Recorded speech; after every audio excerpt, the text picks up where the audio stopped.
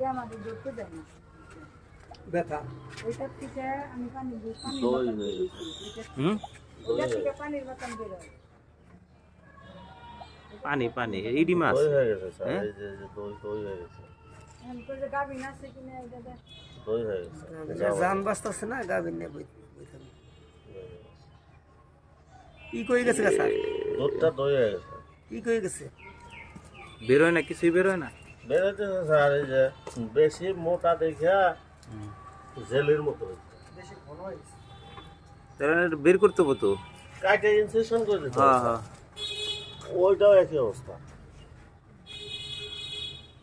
করেন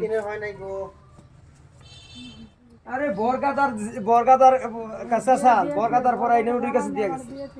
পরে কালকে